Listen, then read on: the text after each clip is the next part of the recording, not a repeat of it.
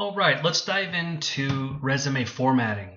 There are several different types of resume formats that have come across my desk. In fact, there are many, but there are four main ones, and I wanted to talk a little bit about those because that is a common question I get. But as I said on some earlier slides, earlier in the presentation, don't worry about so much the format. Worry more about the content and making sure that the content applies to the job that you are trying to submit your application for.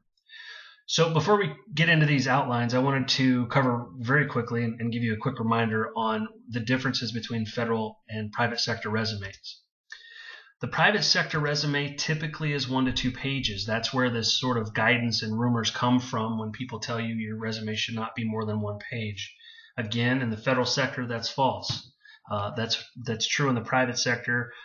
Often it's up to 2 pages is allowed, but in the federal government, again, there is no specific requirement unless it's listed in that announcement that you're applying for. So you do need to pay attention to that. However, as a global answer to the question of what the length requirements are, there are no length requirements for federal. Private sector resumes are short and succinct. They're very much to the point. Typically, if you can convey all of your experience on one piece of paper, it must be short and succinct. But the federal sector resumes, again, I recommend 3 to 5 pages, but it can be more if needed. It can be less if needed. 3 to 5 is a good rule of thumb, making sure you're given the proper details. And we're going to explore what the proper details are here just in a little bit.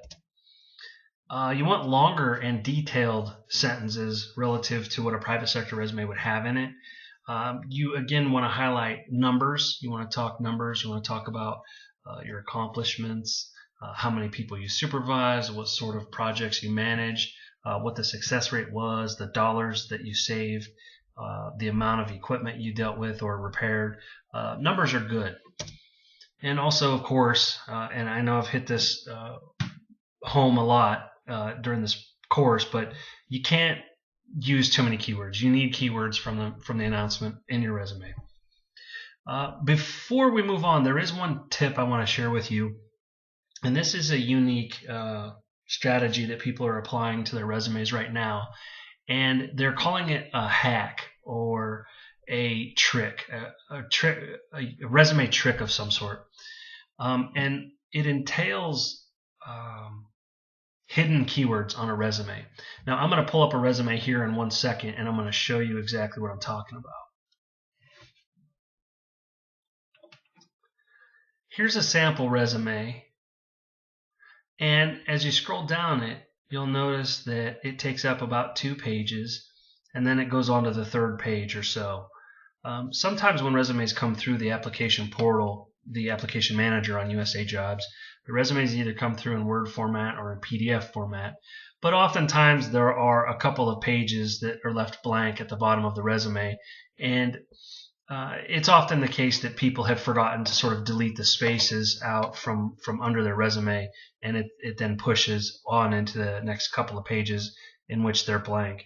Now, this trick that everybody's referring to now is called white fonting. It's changing keywords to a white font so that they're not visible to the human eye. And they're most often hidden. They can be hidden anywhere on the resume that there's white space, but most often they're hidden at the bottom.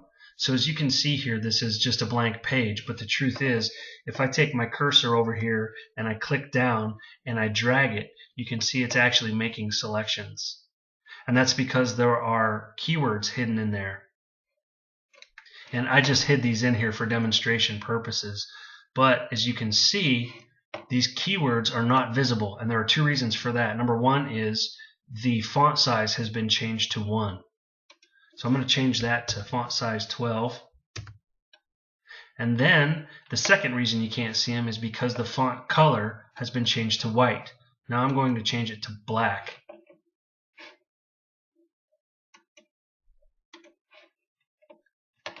All right. So as you can see, all of these keywords, which are actually copied and pasted from an announcement, are hidden inside the resume. They're shrunk down to font size 1. The font color is changed to white so that they're invisible to the human eye. That would mean that me, the HR specialist, cannot see them, and I don't know that they're there. However, people are doing this because they think that USA Jobs has keyword scanners inside of it, and they think that they'll be deemed qualified by the computer if they hit on all of the keywords. But really, they're being lazy and they're not pulling out the appropriate keywords here from the job description that they're applying to. They're just literally pasting everything that's in the duty section and everything that's down here in the requirements and qualifications, because they think these computers are then going to deem them as qualified and they can get through to the next level. The reason I advise against this is I only caught one person doing this, but it was a habit of ours where I worked to click and drag our mouse down on any blank spaces at the bottom of resumes in search of these hidden keywords. We were always trying to catch people doing it, and it's become more and more common from what I hear, although I only caught one person doing it ever, and it comes across as trickery. It's not clever, and from the supervisors that I spoke to, they really saw it as a way to try to game the system, almost as though somebody was cheating. And they saw it as a sign of laziness as well. If you are not pulling out the individual keywords from these announcements and using them in your resume, and you're hoping just that you can simply copy and paste and then change the size and the color of the words, that you're going to be qualified by the computer, well, then that's just laziness. And therefore, we recommend against it. It's not necessarily violating any laws that we could tell. It's just a matter of ethics, I think, and laziness. And you don't want to demonstrate ethical flexibilities or any laziness when you're applying for a job, because if you get caught doing this, they may very well decide to not interview you, and you just cost yourself a career by playing this trick. The better thing to do then is just to pull out the keywords, the individual keywords, and put them in your resume like all the other applicants are. So the resume hack, white fonting, don't do it. That's where people are pasting these keywords in from job descriptions or KSAs in the bottom of resumes, shrinking the font size, changing the font color to white. It's invisible to humans. The keyword scanners can still detect it. Only in certain agencies do they have keyword scanners, but the bulk of the agencies are using USA Jobs these days, and USA Jobs does not have keyword scanners at this time. So let's continue on to these resume styles. This is an example of a job titles resume. This is where somebody lists their job title, where they worked, the dates they worked there, what their salary is, and how many hours per week. And that's all. We literally have people submit resumes that only include job titles. It was just a bunch of bullet points with job titles, and that's a terrible thing to do. Not only is it lazy, but you're not demonstrating what you've done or accomplished and what knowledge, skills, and abilities you've gained in that position. And you're clearly not utilizing the keywords from the announcement and massaging them into your resume when you're only using a job titles resume. So if you were taught only to submit resumes that list your job titles, please don't do it. You're going to continuously be knocked down out of the running for all kinds of federal positions. It's just not good at all. Big block. Often, this is one of the most common resume formats that we received. As you can see, when people write in big blocks, big paragraph blocks, it's hard on your eyes. It's not fun to read, and it almost makes your brain sort of say, oh man, I don't want to read all this. So this may contain all the relevant keywords you want, and it may contain a lot of information, but when you put it in a big block like this, it's not good for the human eye, and it's hard to read. The HR specialist is often left to comb through this paragraph and look for relevant keywords and whether somebody's qualified or not. If it's chock full of keywords, that's a good thing, but often it's not. Often a lot of the details that are included in these big blocks are irrelevant to the job you're applying for. And so altogether, it's not fun to read. These are not fun to read as an HR specialist. When you get 200 resumes for a job you're recruiting for, and many of them look like this, it's very draining on your energy to have to sift through large chunky paragraphs like this. So while it may include the keywords, that's fine. If this is the style you use, don't change it. Just make sure the keywords are in there. However, my advice is to use the one I'm going to talk about in just a second. Okay, the bullet point resumes are probably the most common that we received. Most people took this essentially is the large big block paragraph that we just discussed, except each sentence is broken out into its own bullet point. This is much easier on the human eye, so at a minimum, this is what I would recommend. It was easier to read. It was better on the eyes. It didn't drain your or strain your eyes as much as what a big paragraph does. So this is very useful to use, although this is not the best version that I've ever seen. And we can jump into that one next. And that is the outline format. This is the best resume format. And it's often got keyword headers. Now, and I'll show you what that means in a second, but the point is this is called an outline resume. So if you want my personal advice on the best type of resume to use for a federal job, the outline version is best, and I'll show you the layout of that here right now.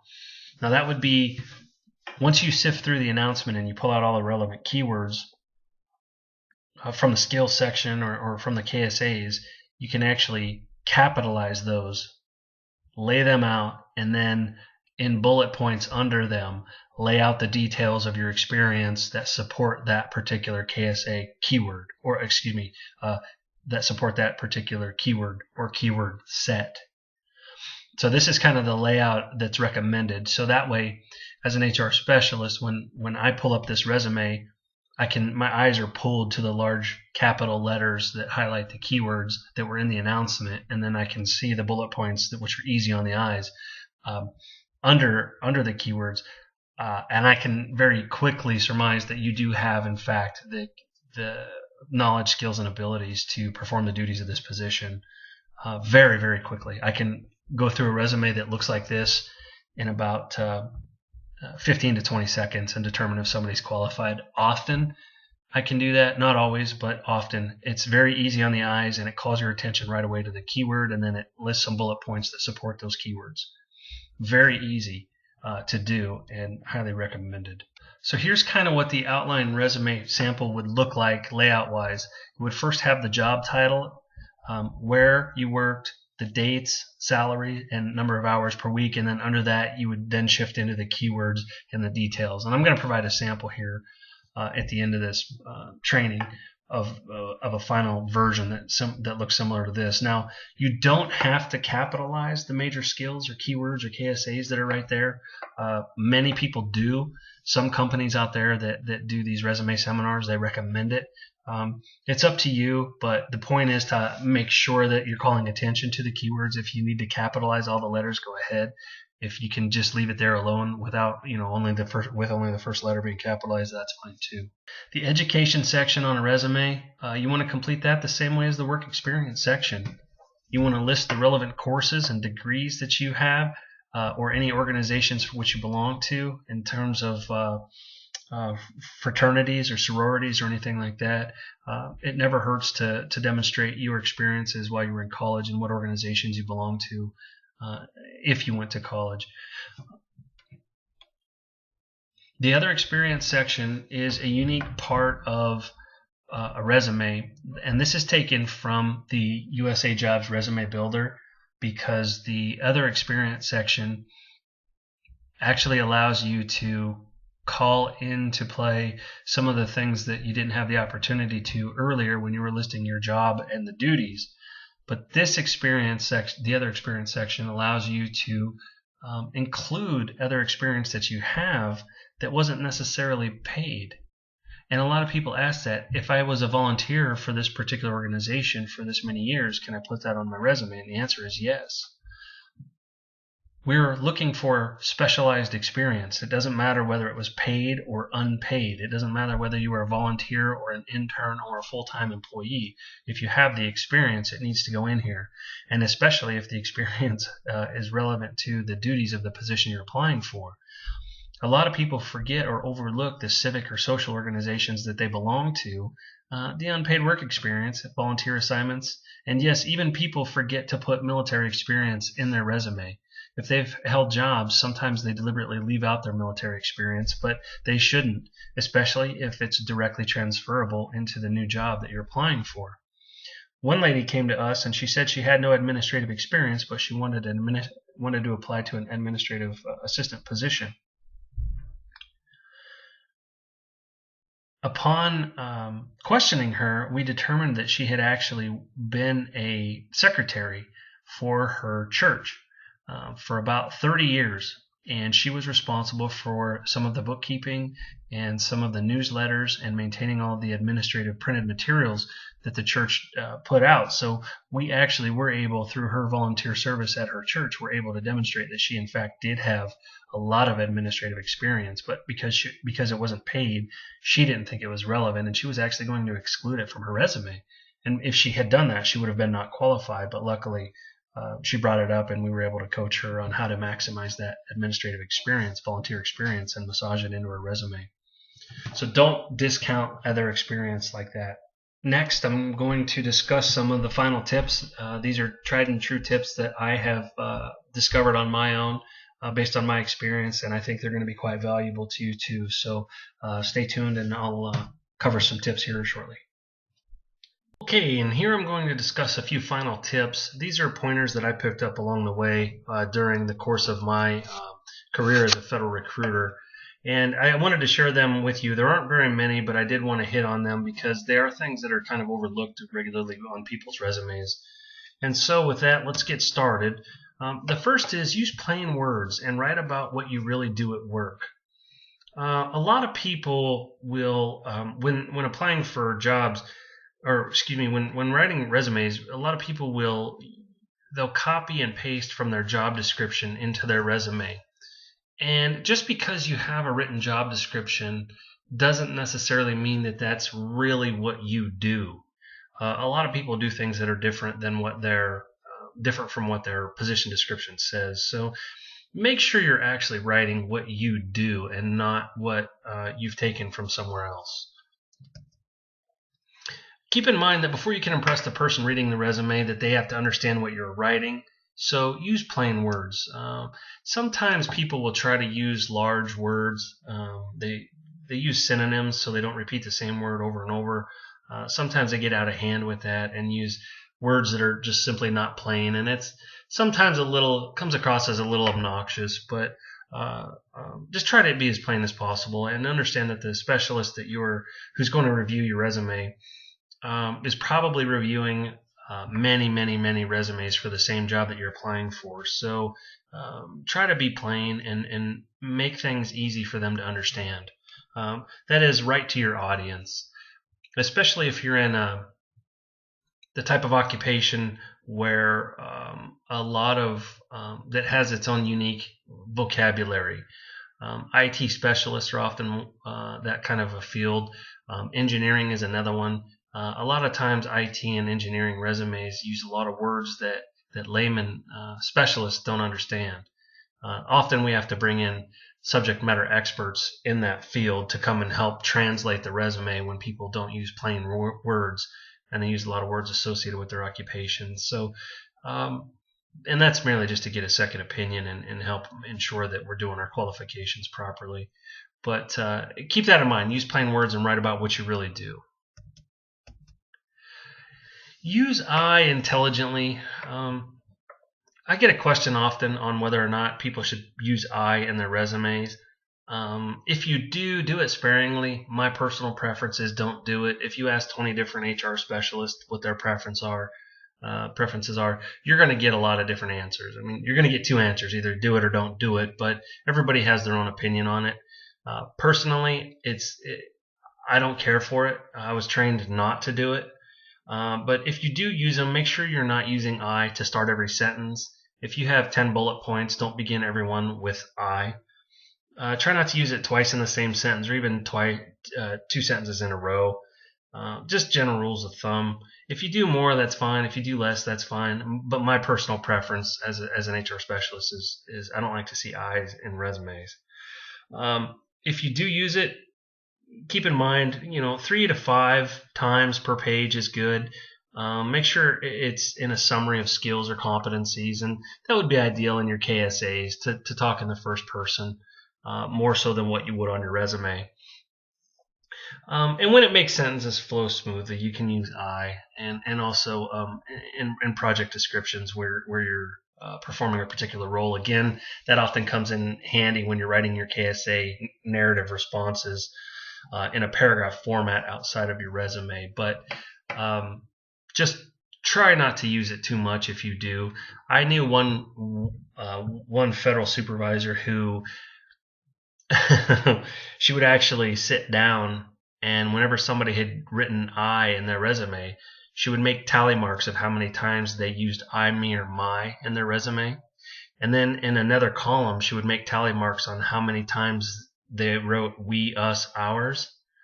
And her intent was to judge the amount of times the person talked about themselves relative to being part of a team and using we, our, and us. Because she felt that too many I's meant that the person was really selfish. If you're going to use I's, you need to balance it with we's. That was her philosophy. She's the only person I've ever heard who does that. But be mindful that there are people out there like that, and you've got to play to the audience sometimes. So if you're hesitant to use I, my advice is don't do it. If you absolutely feel it's necessary, then go ahead and do it. But just be mindful, don't overdo it. Beware of acronyms, especially in occupations where you were especially if you were in the military. A lot of us in the military know many different acronyms, and each branch has their own two unique acronyms. But not all HR specialists are veterans, and not all of them are familiar with the acronyms, especially if you're a veteran. But if you're in an occupation where a lot of acronyms are used, make sure that you spell it out and lay out what the acronym means. At least, if you're going to use it multiple times in your resume, at least make sure that the first time that it's introduced, that you spell it out then, and then afterwards you can use the acronym. But make sure that you are breaking that out, because a lot of people don't know the lingo of different occupations. When describing federal or state program names, explain what the programs are, explain what they do. There's a lot of confusion on that if you come from the state sector. Sometimes vocabulary-wise, there's some crossover between state and federal programs, and it's nice when people really explain what the programs are, because not everybody outside of that arena really understands what it is you're trying to say. Tell a story or describe a project from start to finish. That's, again, kind of the strategy that I had highlighted before. On KSAs especially, you're going to be using stories to describe projects, but you want to make sure that you are talking about them from start to finish. Don't simply say, I was part of a team that did this. Instead, say, I was part of a team of this many members that had this much time to perform this task, and we accomplished it this many days early and this much below budget. Things like that. Spell it out. Make sure you're giving the full story from start to finish on your examples. Be consistent with your verb tenses. A lot of people, as they update their resume with their most recent job, they talk about their most recent job in the present tense, and the job that they just left, they don't go back and change that job to past tense because they're no longer in it. We catch that a lot. It doesn't make or break you. It's just something that's sort of a pet peeve to a lot of specialists and a lot of managers. If you're writing about two jobs in present tense, it causes us to question whether you're employed at both jobs, and if so, are you only working at those jobs half time? Maybe you're 50% at this job and 50% at this job, in which case you may not have the 1 full year of specialized experience we're looking for. So rather than causing us to have to guess at that, in the event that you didn't put the dates that you worked there, it's best to be mindful of present tense versus past tense as you're updating your resume. Make sure all your previous jobs are in past tense. Use active voice. Also, avoid the following words. When people begin their bullet points on their resumes with responsible for or responsibilities include, duties and tasks include, additional duties include, the helped, worked, assisted with, things like that, beginning sentences like that is pretty weak. And the reason is because, well, think to yourself, have you ever worked with somebody who was responsible for something, but they didn't do it? I'm sure we all have. But the point here is you don't want to highlight what you were responsible for, because that doesn't tell us whether or not you did it. Instead, talk about specifically what you did accomplish, not rather than what you were responsible for. You may be responsible for millions of dollars worth of equipment, but that doesn't tell me what you were responsible for, what you actually did. It tells me only that that's in your job description, but I don't know that you actually maintained those jobs or organized or managed the fleet. So you want to give specific details and stay away from these type of words and beginning your sentences with these types of words.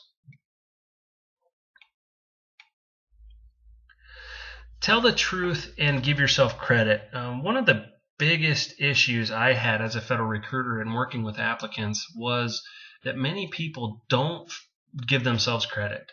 People don't like to talk about themselves, and often they don't like to brag about themselves, and therefore they sell themselves short. So when you are writing out your resume, don't hesitate to put in there all of your accomplishments and all of the challenges that you faced and how you overcame them.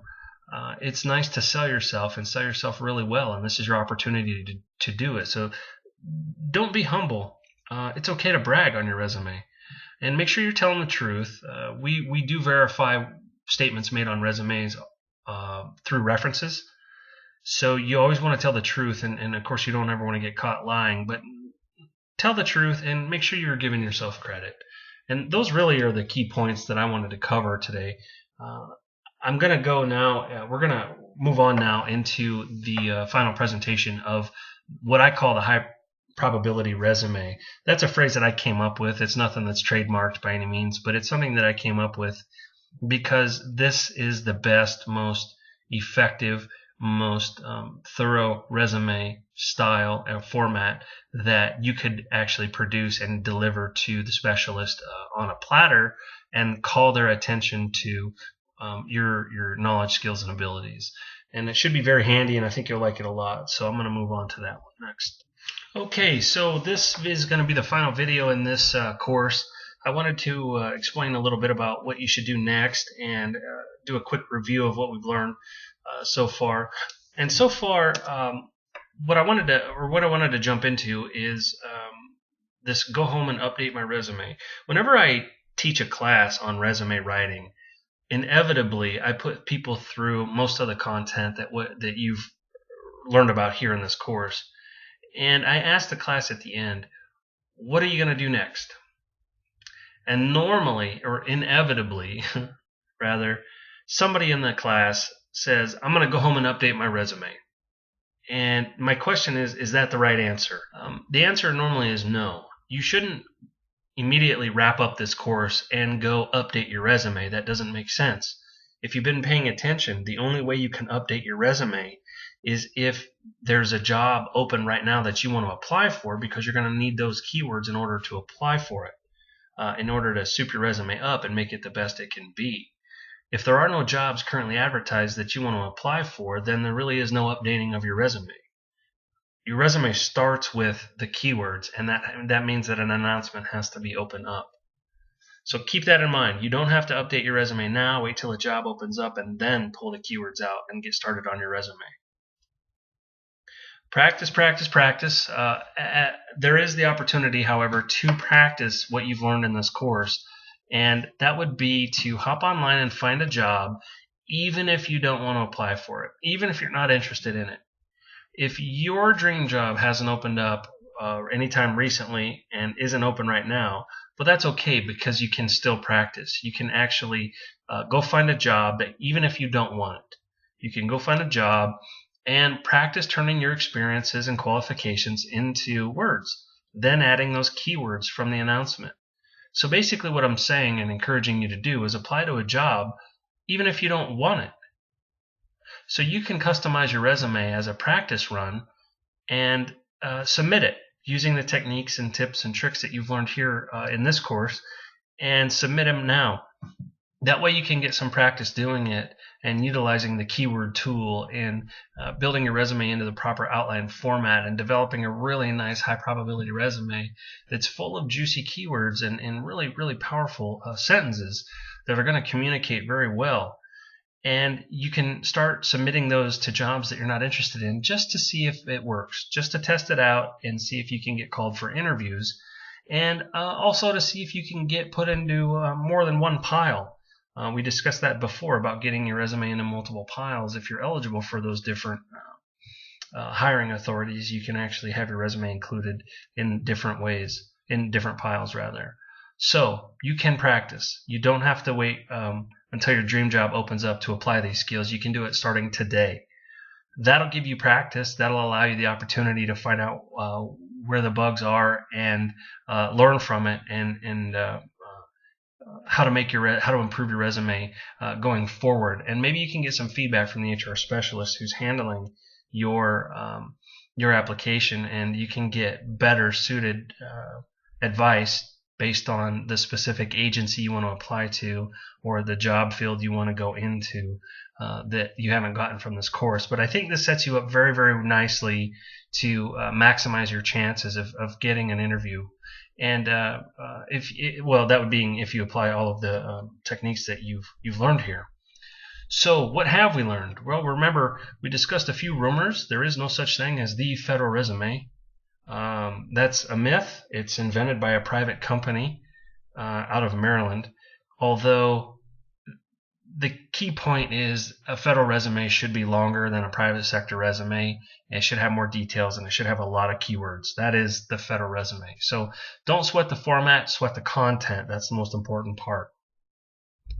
I went through some of the most common questions I get about resumes, and I answered those, and I think I answered them as thoroughly as possible so that you can have a really good understanding of how to move forward with your resume writing. How to increase your chances of getting an interview, I described that earlier, and that is to get your resume included in as many piles as you can. That will increase your chances. Federal versus private sector resumes, we talked a little bit about that. I didn't go too far in depth, but the gist is federal is longer, often has more detail, and utilizes keywords especially. I also encourage you to get started on your resume by creating or by applying to jobs that you may not necessarily want, but you can still get the practice in the resume writing right now. There are many, many jobs on USA Jobs that you could apply for and get some feedback on. We dove in a little bit into the work experience section, what should be put in there, what could be put in there. We talked about some common resume styles. Again, I highly recommend the outline format. We talked about where to find the keywords. I gave you some final tips that I had encountered as a federal recruiter. Some minor points, but I think that they're commonly encountered, so they're not something you want to discount. And I shared with you what I call the high probability federal job resume. And I'm going to give that to you here in this course, as part of this course, in a Word format so that you can actually just download it to your computer, save it yourself, and utilize the format for your purposes moving forward. I hope it was helpful for you. I hope you gained a lot from this course. I think there are a lot of courses out there that do a disservice to veterans and federal job applicants, and I hope that this really got to the point, because this is not stuff that I've read in a book. This is stuff I lived for about 9 years as a recruiter, and it's hard-won information. And I think there's a lot of wisdom to be taken from this presentation. If you don't agree, then I invite you to go through it a second time. And maybe you missed a few pointers that I think would really cause some aha moments. If somebody is truly paying attention to everything that I delivered in this course, it should be quite valuable to you. And I want to thank you all for participating in this and for trust that it was very, very valuable for you. This is something that I wish that somebody had shared with me years ago when I was trying to get into the government. So I think that this is going to put you leaps and bounds ahead of many other applicants, and also leaps and bounds ahead of where you were prior to going through the training. So I hope that it was beneficial to you, and I hope that it finds or you find that it was valuable, and you end up getting a job because of this. I really would be excited to hear it.